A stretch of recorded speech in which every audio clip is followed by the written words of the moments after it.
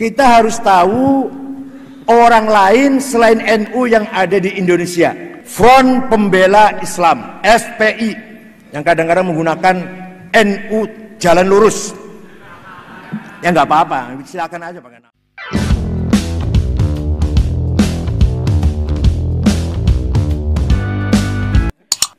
Kita harus tahu orang lain selain NU yang ada di Indonesia. Man lam ya'rif asy-syarr waqa'a fihi. Man lam ya'rif asy-syarra waqa'a fihi. Barang siapa tidak mengenal kejelekan, jangan-jangan akan terjerumus di situ. Pertama, A. Gerakan tarbiyah. Gerakan tarbiyah ini dimulai dari para pelajar, mahasiswa mengkaji kitab-kitabnya Hasan Al-Banna, Said Qutb, Said Ramadan, Syekh Yusuf Qaradawi, diperkuat oleh lulusan-lulusan Al-Azhar, pola pikir, cara berpikir Ikhwan Muslimun, dan terakhir tarbiyah ini resmi masuk menjadi underbownya partai PKS. Ya, harus tahu saja ini. Yang kedua, Jamaah Tabligh wal Khuruj, yang kalau Jawa Timur di Temboro Magetan, almarhum Kiai Uzairon. Enggak, ini belum tentu kalau saya ceritakan itu jelek loh ya, tapi kita harus tahu di luar NU ada siapa-siapa.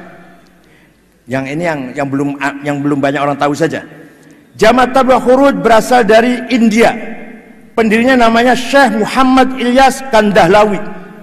Dia menyerukan dan memulainya dengan cara bepergian bersama ke daerah-daerah yang ada kaum musliminnya, serta mereka tidur di masjid-masjid atau rumah para pemuka agama di daerah tersebut.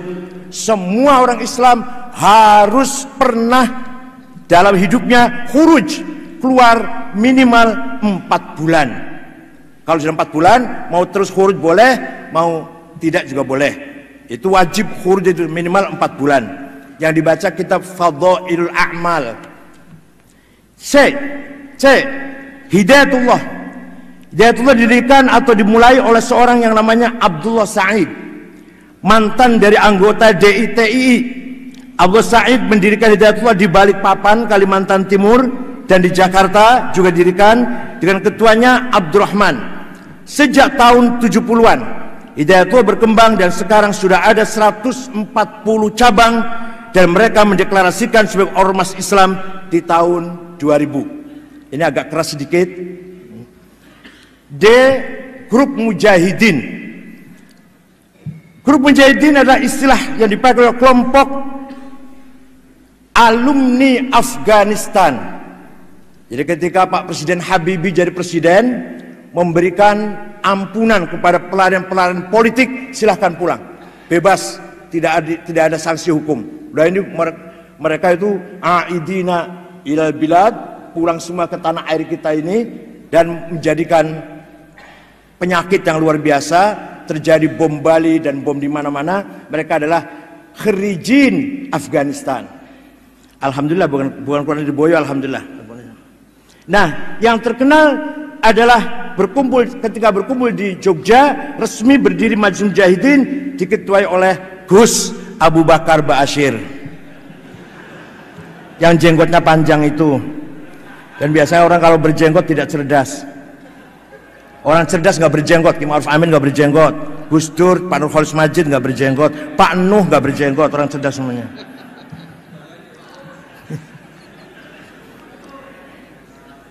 Perlu diketahui bahwa Abu Bakar Ba'asyir di tahun 78 ditangkap karena menantang pemerintah dan menolak asas tunggal, dan dimasukkan ke penjara. Tetapi pada waktu akan naik banding di tahun 85, mereka lari ke Malaysia. Abu Bakar Ba'asyir ditangkap dengan temannya yang bernama Abdullah Sungkar. Itulah kita tahu. E. Front Pembela Islam, FPI, yang kadang-kadang menggunakan NU jalan lurus. Ya nggak apa-apa, silakan aja pakai nama. Front Pembela Islam. Front Pembela Islam berdiri tahun 97 atau di awal 98. Tidak tahu siapa yang sponsori, tetapi bersamaan dengan adanya PAM Swakarsa yang waktu itu bermarkas di Masjid Istiqlal, gerakan-gerakan yang akan menggagalkan sidang umum MPR dan DPR. Tetapi ada lagi satu versi lain yang mengatakan bahwa asal mula terbentuknya Front Pembela Islam setelah terjadi kerusuhan di Jalan Gajah Mada di Jakarta, dan juga ada lagi katanya dibentuk oleh beberapa orang dari militer. F. Hizbut Tahrir, HTI. Ini harus tahu juga. Hizbut Tahrir dilahirkan, Hizbut Tahrir adalah bahasa Arab dari Partai Pembebasan atau Kemerdekaan. Hizbut Tahrir didirikan tahun 52 oleh Taqiyuddin An-Nabhani di kota Haifa di Palestina.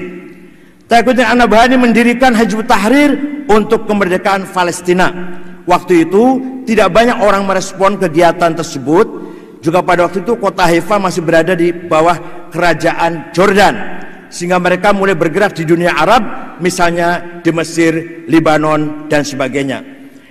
Di Hizbut Tahrir di Mesir, Hizbut Tahrir ditolak, tidak diakui. Begitu pula kita tidak tahu kapan berubahnya Hizbut Tahrir. Kegiatannya berubah menjadi dari pembebasan Palestina menjadi berubah bermaksud mendirikan khilafah. Awal mulanya berdiri targetnya hanya memperjuangkan kemerdekaan Palestina. Sekarang sudah berubah iqamatul khilafah, ingin mendirikan Khalifatul Muslimin, Amirul Mukminin. Entah kapan itu mulai berubah itu. Ada seorang namanya Abdul Qayyum memulai gerakan kekhalifahan tersebut dengan menerbitkan buku-buku tentang ekonomi di zaman khalifah. Ketika zaman Abu Bakar, Umar, Utsman, Ali, Abdul Aziz, ekonomi yang maju, masyarakat sejahtera, maka Indonesia kalau ingin, atau kita umat Islam kalau ingin sejahtera, harus kembali pada sistem khilafah. Walhasil itulah Hizbut Tahrir. Hizbut Tahrir mendapat surat keterangan terdaftar dari Kementerian Dalam Negeri kita, dan katanya Kementerian Dalam Negeri mendapat rekomendasi dari Kementerian Agama dalam mengeluarkan surat keterangan terdaftar tersebut. Ini banyak sekali kalau dibaca, singkat-singkat saja. G. Syiah. Jangan dikira saya orang Syiah lu ya. Syiah di Indonesia menurut cerita diawali di kota Bangil, kurang lebih 60 km dari Surabaya, di desa Kenep. Dimulai atau didirikan oleh Said Hussein Abu Bakar Al-Habsyi dan Hadi bin Hadi dan Dr. Suherman, Dr. Masduki Sulaiman. Mereka mendirikan YAPI, Yayasan Penyiaran Islam. Pada mulanya yayasan tersebut betul-betul menyiarkan Islam, tetapi setelah Hadi bin Hadi, Dr. Masduki, Dr. Suherman keluar dari yayasan, maka Said Hussein Abu Bakar Al-Habsyi mengikuti ajaran Syiah. Disinilah mulanya pergerakan Syiah, dan ini pada tahun 50-an. Hussein Abu Bakar Al-Habsyi aslinya dari Ormas Islam yang didirikan di tahun 1904 yang namanya Jam'iyah Khairiyah. Sampai hari ini YAPI masih ada di kota Bangil dan membuka sekolah-sekolah di sana, dan mereka itu juga membuka sekolah di Bondowoso, Jawa Timur. Hussein Abu Bakar Bashir pernah duduk di konstituante di Partai Masyumi. Yayasan-yayasan, banyak sekali yayasan Syiah. Walhasil Syiah juga bahaya, hanya belum darurat. Kalau Wahabi sudah darurat, kalau Syiah baru harus diwaspadai. Kalau kuat bahaya. Kalau Wahabi walaupun qalilum minal qalil, very very small group, sangat kecil Wahabi tapi sombong. Iya, ini enggak, kata saya sudah baca ini, saya bukan Syiah. Terus orang Jogja, Yayasan Fatimah di Batu Ampar Condet, Yayasan Al-Jawad di Bandung juga, Geger Kalong, IPABI Ikatan Pemuda Ahlul Bait Indonesia di Bogor, Madinatul Ilmi di Depok, Yayasan Iman di Fatmawati Jakarta, Yayasan Ilmu Al-Muntadhar di Pekalongan, Ahmad Barogbah. Tokoh-tokoh Syiah, tokoh Syiah di Pekalongan, Ahmad Muhammad Barogbah, dan banyak sekali nih, banyak sekali tokoh-tokohnya. Pokoknya singkat saja, itu ini Apa perlu disebarkan? Ya, nanti kopi nanti ya, oke. Walhasil banyak banget ini yayasan-yayasan. Al-Mad Jakarta Utara, Al-Madinah di Bogor, Insan Cipta Prakasa Jakarta, As-Sodiq di Jawa Timur, Babul Ilmi Pondok Gede, Az-Zahra Cawang Jakarta, Al-Kazim Al-Baro'ah Tasikmalaya, Yayasan 10 Muharram Bandung, Yayasan As-Salam Majalengka, Yayasan Mukarromah Bandung, Al-Mujtaba Purwakarta, As-Saifiq Bandung, Al-Islah Cirebon, Al-Aqidah Tangerang, Darut Takrib Jepara, Al-Amin Semarang, Al-Khairat Jepara, Al-Wahdah Solo, Al-Mawaddah Kendal, Al-Mujtaba Wonosobo, Safinatun Najah Wonosobo, Al-Mahdi Jember, Al-Muhibbin Probolinggo, At-Taqi Pasuruan, Az-Zahra Malang, Yasin Ja'far Shadiq Bondowoso, Al-Yasin Surabaya, Yapisma Malang, Al-Hujjah Jember, Al-Kautsar Malang, Al-Hashim Surabaya, Al-Qaim Probolinggo, Al-Kisah Denpasar, Al-Islah Makassar, Paradigma Makassar, Fikrul Hikmah Makassar, dan seterusnya. Pokoknya itu yayasan-yayasan Syiah. Yang ke H, A, B, C, D, F, G, H, Gerakan Wahabi. Nah ini mulai masuk Wahabi. Gerakan ini sekarang menamakan dirinya Salafi. Karena kalau menamakan Wahabi nggak pakai payu, nggak pakai laku. Karena mengikuti Muhammad bin Abdul Wahab At-Tamimi. Nah, At-Tamimi itu yang membunuh Sayyidina Ali juga Abdurrahman bin Muljam At-Tamimi. Imamnya Wahabi Muhammad bin Abdul Wahab At-Tamimi. Arab dari Malang yang memprovokasi orang-orang ikut ISIS juga namanya Salim bin Mubarak At-Tamimi, yang akunya Abu Jandal, yang menantang Pak Muldoko, Pak Sutarman dan Bansel itu di YouTube ada. Itu Arab lahir Pasuruan, besar di Malang. Salim bin Mubarak At-Tamimi. Sejak dulu At-Tamimi itu kader-kader Khawarij yang sangat militan. Kenapa pindah nama Salafi? Beda dikit. Ini ide muncul dari Syekh Nasiruddin Al-Albani, orang Albania yang juga warga negara Saudi di Madinah, dan Syekh Muqbil Ad-Dammaj, Syekh Muqbil di Yaman. Dua orang ini punya ide jangan Wahabi, Salafi. Kalau Salafi itu artinya langsung ke Syekhul Islam Ibnu Taimiyah. Tapi kalau Wahabi kan Muhammad bin Abdul Wahab, walaupun tujuannya akhirnya ujungnya sama sih. Tapi kalau Salafi bukan Muhammad bin Abdul Wahab, tapi ke Syekhul Islam Ibnu Taimiyah. Aliran ini sangat keras sejak didirikannya Akademi Bahasa Arab oleh Universitas Ibnu Saud di Riyadh, Saudi Arabia, di Jakarta. Di Jakarta mulai ada lembaga bahasa Arab cabang Muhammad bin Saud, yaitu tahun 80-an. Pimpinannya adalah Abdul Aziz Ammar. Beliau menjadi direktur lembaga bahasa Arab di Jakarta, masih bujangan. Kemudian dapat istri Arab Bogor. Melalui Abdul Aziz Ammar inilah berdirilah beberapa yayasan-yayasan yang menyebarkan ajaran-ajaran Wahabi. Pertama, Yayasan As-Sofwah. Ini kantornya di Lenteng Agung, belakangnya Ciganjur 1 km. Ketuanya namanya Abdurrahman. Pernah dipenjara 1,5 tahun terlibat ngebom hotel Atrium zaman Habibie presiden itu.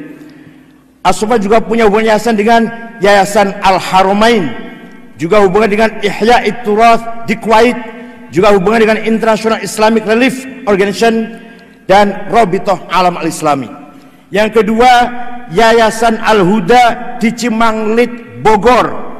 Pendirinya namanya Takdir Syamsuddin Ali, lulusan Libya. Ini juga hubungan dengan tadi itu, dengan International Islamic Relief Organization.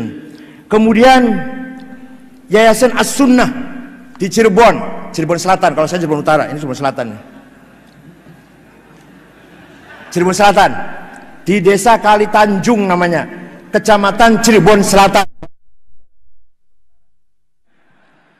Ini didirikan oleh seorang bernama Muhammad Thaharoh, dan sekarang termasuk pusatnya pengkaderan radikal di Cirebon.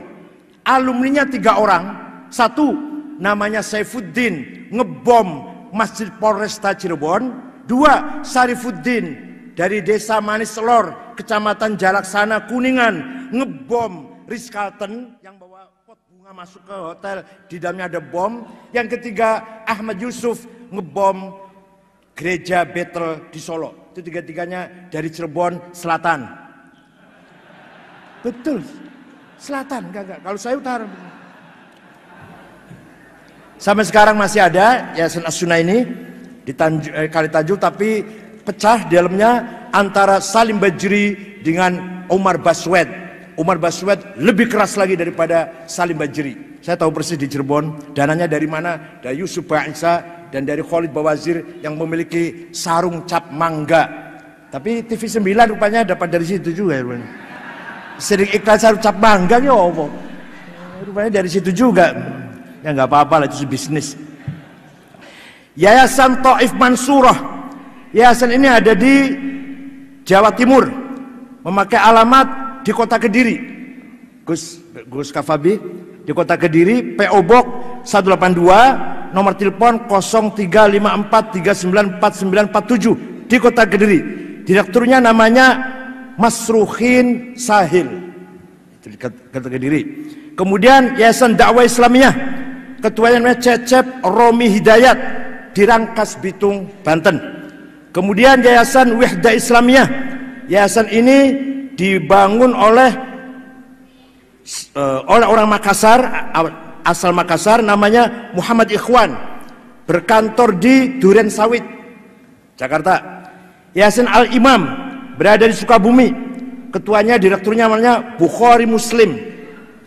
Yayasan Darun Najwa di Jakarta Timur, di Kebon Nanas, Jalan Setia, ini juga berhubungan dengan Yayasan Al-Haramain yang ada di Saudi Arabia. Yayasan El Data, ketuanya namanya Yusuf Harun. Yayasan Markaz Al-Faruq, ketuanya namanya Mamduh Farhan Bukhari, dibantu oleh Amin Rojab Arab Bondowoso. Amin Rojab itu kalau nggak tahu, itu alamatnya di Jalan Danau Toba, Jember. Itu barangkali yayasan-yayasan Wahabi yang harus kita ketahui. Tapi sekarang akhir-akhir ini beberapa yayasan yang saya sebut tadi sudah mulai di internalnya sendiri sudah mulai konflik. Jadi kalau kelompok radikal itu nanti salah satu anggotanya ada yang sedikit aja kendor langsung pecah. Sejak dulu begitu, Khawarij langsung pecah jadi 20. Karena kalau sedikit aja ada yang beda pendapat langsung mendirikan organisasi sendiri. Kata Al-Asfariyah, pokoknya bukan Khawarij itu kafir, kufrul akidah. Perempuannya, anak-anaknya boleh jadikan budak. Kata An-Najadat, tidak, kafir kufron nikmah. Anak kecilnya dan perempuannya tidak boleh dijadikan budak, tidak boleh menjadi rampasan perang. Itulah pokoknya kalau kelompok ekstrim pasti mudah pecah. Tapi kalau kelompok moderat, insya Allah semakin solid, insya Allah. Kecuali yang tidak mau solid. Ya, jaringan-jaringan Wahabi ini sangat banyak sekali. Semua data-datanya ada sama saya. Bahkan ada yang memiliki sampai ratusan hektar kebun sawit yang sangat menghasilkan, produktif, membiayai gerakan-gerakan mereka itu. Ini ada yang kebun sawit, ada yang punya kilang sumur-sumur minyak juga, ada yang punya koperasi sangat kuat, dananya dari Kuwait, dari kedutaan Kuwait, dibangun pada Agustus tahun 2001 dengan dana yang sangat luar biasa. Walhasil inilah ghairun nahdiyin. Tambah lagi kalau kata Ki Ma'ruf, apa Ki Ma'ruf? Liberal juga bahaya ya. Liberal juga bahaya. Tapi kalau liberalin bahayanya tuh di level elit. Orang-orang MWS ini belum merasakan bahayanya liberal.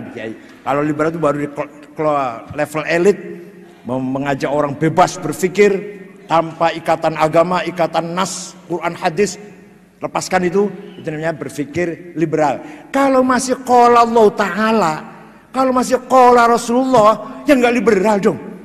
Apalagi saya. Ada yang mengatakan saya liberal, ya nggak mungkin lah.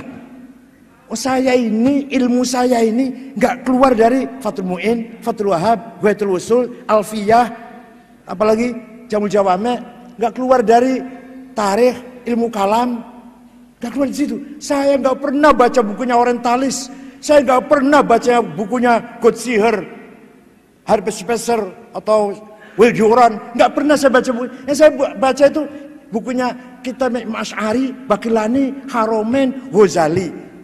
Yang saya baca lagi Ibnu Arabi, Al-Hallaj, dan itulah walhasil. Yang saya baca ilmu kalam, tasawuf, filsafat Islam Ibnu Sina, Farabi Kindi, kemudian fikihnya Fathul Mu'in, Fathul Qarib, sampai saya hafal Fathul Mu'in sampai agak hafal lah. Terutama bab jihad saya hafal Fathul Mu'in. Faslun fil jihadi wa huwa fardu kifayatin marratan fi kulli am wa anwa'uhu arba'atun itsbatu wujudillah wa iqamatu syari'atillah wal qitalu fi sabilillah wa daf'u darari ma'sumin musliman kana aw muslim bil it'ami wal iksai. Ketua umum PBNU harus hafal Fathul Mu'in. Enggak guyon. Walhasil saya bukan Syiah, saya bukan liberal, saya masih khazanah keilmuan saya. Nggak pernah saya baca bukunya orang Syiah, nggak pernah. Artinya mengkaji dengan tekun, nggak pernah. Yang saya kaji dengan tekunnya itu karang Asy'ari, Ghazali, Baqillani, Haromen. Kalau kita kontemporer ya Dr. Ali Samin Asy'ar, Ahmad Amin. Itulah beberapa tokoh Islam luar negeri SMS ke saya mengucapkan selamat Muktamar NU dengan tema Islam Nusantara. Bahkan adik iparnya mantan Perdana Menteri Inggris Tony Blair, adik istrinya datang ke PBNU ingin tahu tentang apa itu Islam Nusantara. Perempuan sudah tua. Jangan dikira udah tua. Malah saya waktu itu akan makan warteg terong dan ikan asin, ikut makan. Katanya enak sekali katanya terong dan ikan asinnya. Itu adik ipar Tony Blair namanya Lauren Brut. Akan datang lagi tanggal 26 nanti. Akan datang tanggal 26 ingin mengadakan talk show dengan saya katanya. Bicara Islam, perbandingan Islam NU dan Islam yang ada di Eropa. Nanti satu lagi dari siapa lah, dari ada narasumber yang lain. Nanti live disiarkan televisi saya dan adik iparnya Tony Blair tanggal 26 Oktober ini, kalau enggak 27 lah, melalui beberapa jaringan televisi. Nah, kita sekarang alhamdulillah wad'una muhim, wad'una mahbub wa marhub fi, awda'una mahsudah. Karena kita perannya penting, dapat simpati dari semua pihak, maka kita pasti mahsudah, banyak yang hasud dengan kita. Tapi apapun yang kita hadapi, kondisi situasi apapun, harus kita hadapi dengan percaya diri. As-Sufi ibnu Waqti, Sufi adalah anak zamannya.